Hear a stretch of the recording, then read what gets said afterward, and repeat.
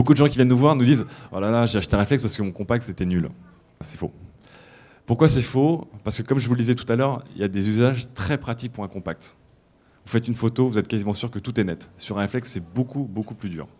Ça a un rapport avec la taille des capteurs, des choses comme ça, mais c'est très très pratique d'avoir un compact pour faire des photos très nettes à la volée. Les fameux snapshots en soirée, en mariage, en sortie, etc.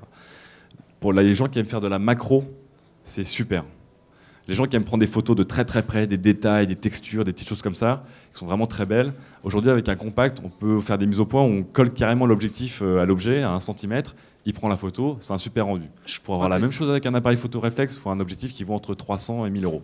Voilà. Juste l'objectif.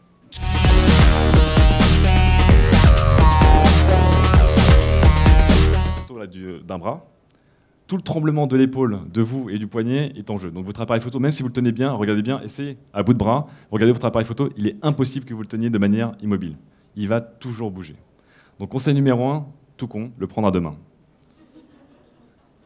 Ça a l'air bête, hein, mais ça n'est pas autant. Vous le prenez à 2 mains, vous divisez par 10 les vibrations. Conseil numéro 2, juste avoir les coudes contre le corps. Essayez. Essayez d'avoir votre appareil photo comme ça ou juste avec les coudes comme ça contre le corps. En fait, tout votre corps va servir de stabilisateur. C'est tout bête.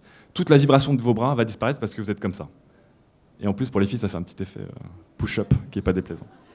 Mais le plus important, c'est qu'on est stable. On revient au cours. Le plus important, c'est vraiment, on est stable, on tient bien son appareil photo, et tout d'un coup, il n'y a pas juste la main qui tient l'appareil photo, mais il y a tout le corps qui tient l'appareil photo.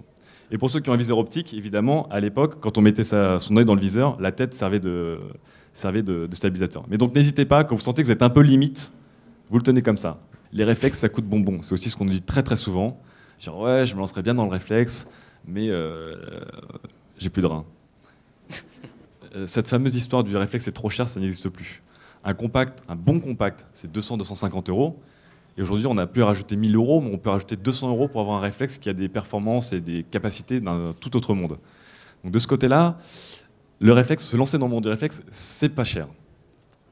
Mais, parce qu'il y a un mais, ensuite, ça commence vraiment à coûter bonbon.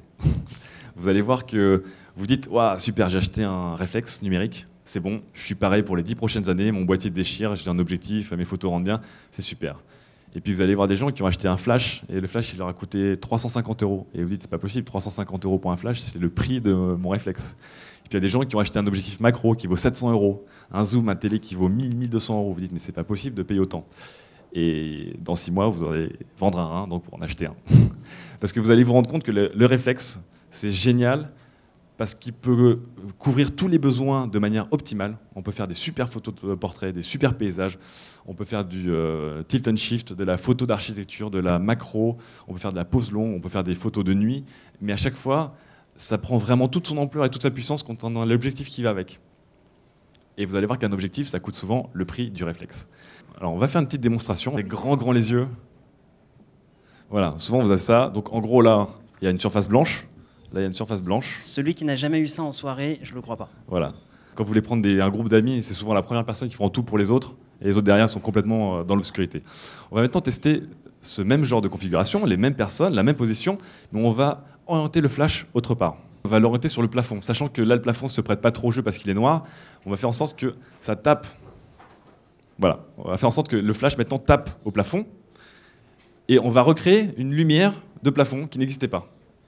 C'est comme si vous étiez là sous ces fameuses lumières, il n'y en avait pas, mais du coup on a recréé une lumière. Et du coup on retrouve les visages, on retrouve des zones d'ombre, on retrouve des reliefs, on retrouve des détails, et surtout les gens ont l'air beaucoup plus naturels. On n'a pas bougé, on a utilisé le même matériel, on a juste un flash qui s'oriente au plafond. Ça permet d'avoir un peu justement de conseils pour essayer un peu mieux ces photos, pour essayer de moins les rater surtout. Je trouve ça assez intéressant étant donné qu'en plus j'ai pas de réflexe et je sais pas du tout m'en servir. Des fois je pique celui de mes amis mais rien de bien convaincant, donc je trouve ça plutôt intéressant et assez formateur.